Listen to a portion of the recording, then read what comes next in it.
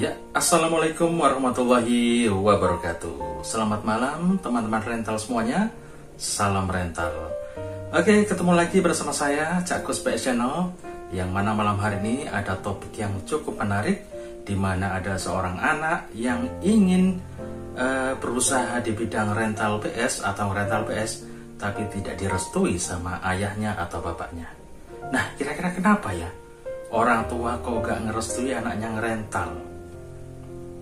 Ini pasti menarik teman-teman ya. Jadi ada seorang anak lulus SMA, taruhlah saya lulus dari SMA. Terus saya nyoba ngerintis rental usaha ngerental PS ya. Tapi apa yang terjadi? Bapakku itu nggak setuju atau nggak merestui. Tentu ini adalah tantangan atau hambatan yang harus kita lalui ya. Bagaimana supaya orang tua itu ikut mensupport, ikut menyetujui apa yang akan kita lakukan ya. Dimana orang zaman sekarang ini lebih moderat, dimana kalau bapaknya artis, ibunya artis, kan nggak harus nge-push atau menyuruh anaknya supaya jadi artis juga. Terserah maunya mereka, kita tinggal mengarahkan saja. Itu orang tua yang moderat ya. Tapi nggak semua bisa seperti itu. Karena apa teman-teman?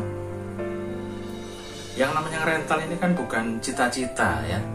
Jadi nggak ada orang tua nyekolahin anaknya dari SD, TK, SD, SMP, SMA. Kemudian pasti kalau punya biaya pengennya ya kuliah gitu ya. Dan entah menjadi guru, entah menjadi dosen, entah menjadi dokter, entah menjadi pilot dan lain sebagainya. Profesi-profesi yang mungkin bisa membanggakan orang tua yang menyekolahkannya ya. Bagi yang mampu, bagi yang nggak mampu mungkin sampai SMA udah disuruh kerja sama orang tuanya, udah kerja aja. Orang tua pun bangga anak sudah bisa kerja dan menghasilkan uang sendiri, seperti itu. Jadi etikat orang tua menyekolahkan memang untuk mendapatkan pekerjaan, karena apa? Dari pekerjaan itu kan seseorang akan mendapatkan identitas gitu loh. Kalau udah lepas sekolah kan identitas kita berat gitu ya. Kalau nganggur di rumah dicela orang gitu ya, nggak ada kerjaan, ngopi ngalur ngidul ngerokok minta orang tua nggak kerja, kan dirasani orang kemana-mana. Beda kalau masih sekolah. Oh ya emang dia masih sekolah, mau duduk di rumah, mau diem aja, mau gimana nggak ada orang cawe-cawe ya, karena emang posisinya masih sekolah, masih belajar, masih pelajar, jadi enak aja. Tapi kalau udah selesai sekolah, SMU misalnya, maka kalau kamu nganggur ya pasti dirasani orang gitu ya. Orang tua juga gelisah, ini nganggur anak gak kerja-kerja, ikut pusing juga sebagai orang tua. Nah, di saat si anak ini pengen berusaha untuk buka rental PS, ternyata ada tantangan di mana orang tuanya nggak setuju. Dan si anak ini tetap kekeh ingin membuka rental PS ya. Nah, kira-kira apa ya hambatannya itu apa? Mungkin ini teman-teman ya, itu tadi kan orang itu apa, ngerental itu bukan cita-cita gitu loh, bukan cita-cita kita juga ya waktu kecil. Pasti jarang banget yang kita itu bercita-cita aku pengen ngerental kalau besar, itu jarang. Gak ada mungkin ya. Orang tua pun juga gitu menyekolahkan, mungkin tujuannya bukan jadi tukang rental PS, tapi jadi pegawai negeri misalnya, atau kerja di perusahaan apa yang tentunya itu akan membanggakan orang tua. Nah, dari situ mungkin si anak ini harapannya, kebetulan anak ini anak orang kaya gitu ya, mungkin harapannya dari orang tua kepada anak ini adalah sekolah oleh gitu loh. Bapak ini kuat bandani kamu, bapak ini kuat biayain kamu kuliah. Mungkin seperti itu. Tapi dia lulus SMA nggak mau kuliah, dia maunya ngerental PS gitu ya. Atau si orang tua ini ingin mempunyai kebanggaan terhadap anaknya. Karena apa? Kerjaan itu kan identitas si anak gitu loh. Kalau anaknya jadi polisi misalnya, kan orang tua itu bangga, seneng gitu ya. Jadi tentara atau jadi kerja di perusahaan mana atau apa gitu ya, tentu orang tua wah senang. Ditanyain orang, anaknya kerja di mana pak? Kerja di perusahaan ini, jadi apa? Jadi manajer misalnya, kan senang orang tuanya. Ada identitas yang melekat gitu loh. Anaknya kerja apa Pak? Sekarang mengajar di ini, guru agama misalnya. Bla bla bla bla, sesuatu yang membanggakan orang tua. Mungkin orang tua maunya seperti itu, tapi si anak ini nggak mau melanjutkan ke kuliah, maunya rental PS saja. Nah ini yang susah teman-teman ya. Dan si anak ini berusaha untuk pinjam duit orang tuanya dan mau mengembaliin kalau usahanya udah jalan gitu loh. Tapi lagi teman-teman, bukan harta yang dimaui orang tua, bukan nggak kuat bikinin rental, bisa bikinin rental berapapun unitnya. Tapi aku rasa ini hati orang tua itu pengen dia tuh bangga gitu ya. Tapi ya mau gimana lagi, itu pilihan anaknya seperti itu. Mungkin orang tuanya juga bisa koreksi juga ya, salah apa aku ini kok anakku nggak mau kuliah, nggak mau kerja. Kita nggak tahu identitas bapaknya itu sebagai apa, tapi dari cerita yang ku baca si bapaknya itu kaya katanya, kaya. Jadinya kok nguliain bisa, bikin usaha rental buat anaknya bisa, cuman bapaknya nggak ngedukung. Tetap aja si anak ini buka rental. Dan kebetulan rentalnya ini baru, dan di dekat rumahnya juga ada rental lain gitu ya. Dan di rental lain dia biasa main ke situ juga dulunya. Nah mungkin inspirasi dari anak itu ketika sering main ke rental situ gitu ya, tetangganya situ. Akhirnya dia punya angan-angan ingin ngerental seperti dia gitu. Dan itulah yang terjadi teman-teman ya. Akhirnya si rental tetangganya ini mulai perlahan tutup ya, mulai pamit tutup, udah ngerentalnya diserahkan ke si anak ini gitu ya. Memang jodoh pekerjaan itu kita nggak bisa menghindari gitu ya, nggak bisa kita menghindar pekerjaan kita tuh apa gitu ke depannya ya. Karena kadang emang rental ini bukan cita-cita, tapi kerjaan yang terjadi dengan sendirinya. Saya juga dulu begitu, nggak ada sama sekali cita-cita pengen ngerental PS, itu nggak ada sama sekali. Jadi kerjaan nggak sengaja, jalan hidup, the way of life. Waduh. Jalan hidupnya yang kita tempuh sekarang ya seperti ini. Itu aku ya, emang terjadi seperti itu. Gimana dulu aku tuh dari SMA cita-citanya pengen kuliah pertama nomor 1. Lalu yang kedua kepingin jadi penyiar radio. 2 itu cita-cita terbesarku, harus lulus kuliah dan harus jadi penyiar radio yang terkenal waktu itu ya. Dan memang sudah keturutan semua, terjadi semua. Cita-citaku tuh udah terwujud semua. Lalu apa yang terjadi dalam jalan hidupku? Ternyata nggak langgeng pekerjaan itu ya. Jodohnya sampai di situ. Jadi penyiar radio, jodohnya sampai di situ. Aku harus resign, harus berhenti, dan akhirnya ke rental. Ke rental itu pun nggak sengaja, karena dari gaji siaran itu aku buat beli TV, aku buat beli PS di rumah, terus ada anak datang, dan berkembanglah jadi sebuah rental PS. Itu cerita teman-teman. Lalu aku mengalami kejenuhan dan harus pilih kerjaan itu apa ya.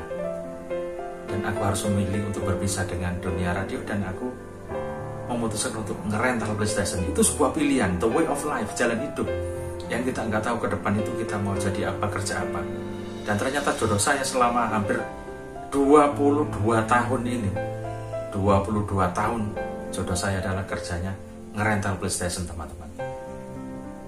Jadi intinya buat si anak ini, ya mudah-mudahan dapat restu nanti dari orang tuanya. Kalau dia sudah memilih jalannya, dia nggak mau kuliah, dia mau yang rental PS, mudah-mudahan si bapaknya atau ayahnya ini bisa mendukung apapun kerjaan si anak ini ya.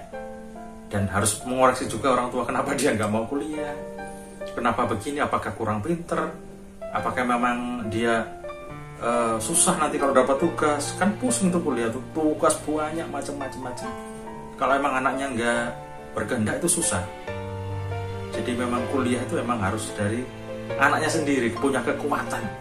Aku harus kuliah, aku harus sekolah, itu dari anaknya. Kalau dia emang udah nggak mau, nanti bisa sia-sia, bisa terputus di tengah jalan, nggak lulus nanti. Karena dia udah nggak ikhlas dulu ngejalani untuk kuliah itu ya. Jadi susah kalau kita di posisi orang tua, mungkin susah ya.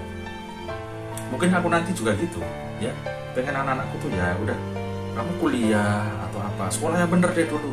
Selama bapak masih bisa atau kuat biayain, kamu sekolah yang bener dulu, jangan kerja dulu. Pikiran orang tua seperti itu. Tapi si anak ini sudah mengambil jalannya seperti itu, ya susah juga, dilema ya. Ya mudah-mudahan bisa sukses saja buat si anak ini ya, yang memilih jalan hidupnya untuk rental PS ya. Mudah-mudahan sukses dan bisa membuktikan ke orang tuanya bahwa dia bisa, tanpa bantuan orang tua dia bisa bekerja, mendapatkan hasil dari jeripayahnya ngerental PS ya. Ya mungkin bisa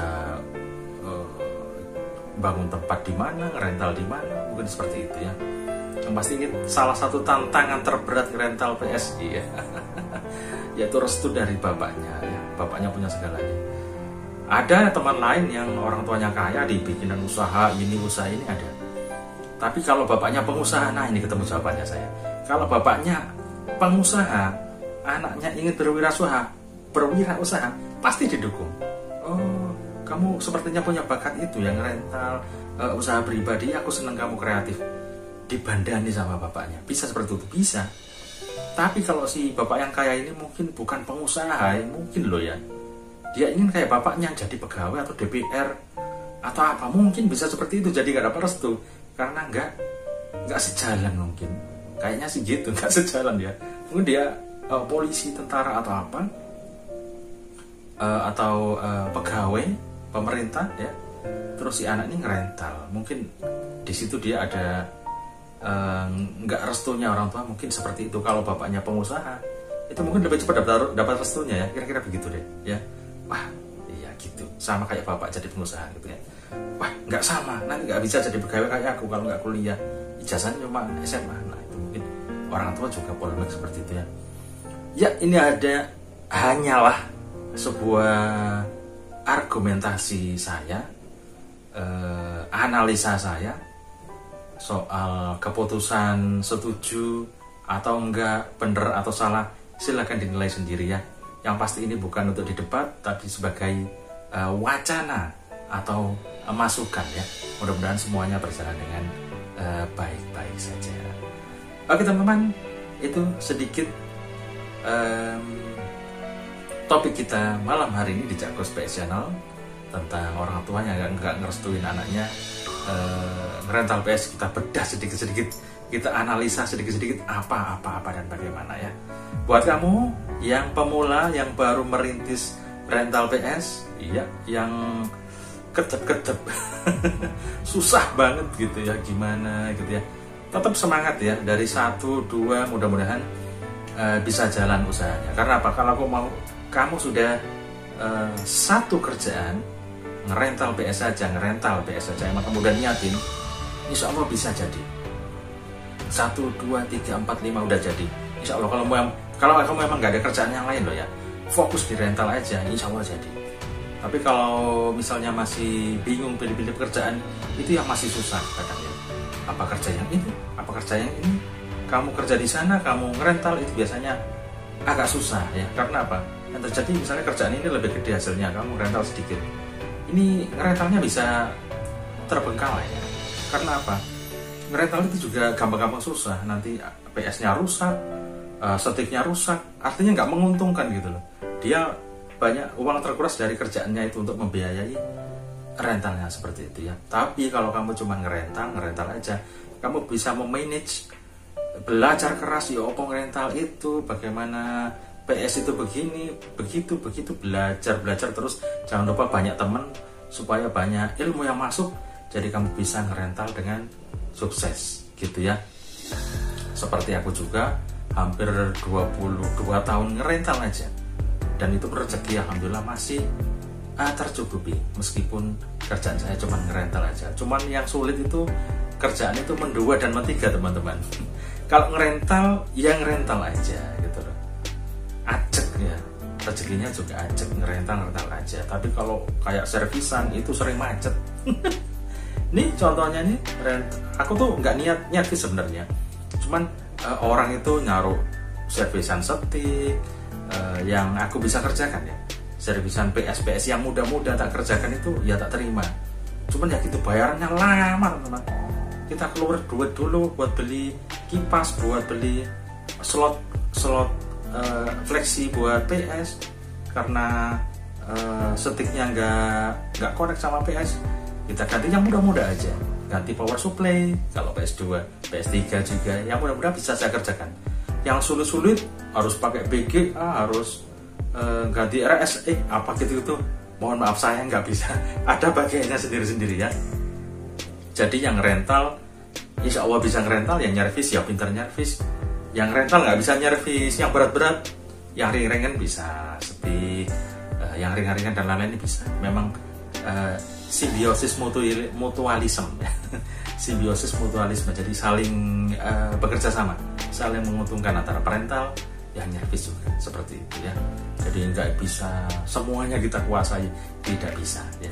Ada bagiannya masing-masing, ada rezekinya masing-masing. Begitu sedikit analisa omongan saya malam hari ini ya. Oke teman-teman, makasih udah nonton video saya ini yang cukup panjang. Mohon maaf kalau ada salah-salah kata, ada salah-salah ucap, mohon dimaafkan yang sebesar-besarnya ya. Oke, saya Cakus PS, mohon undur diri. Selamat malam. Wassalamualaikum warahmatullahi wabarakatuh. Hasta la vista.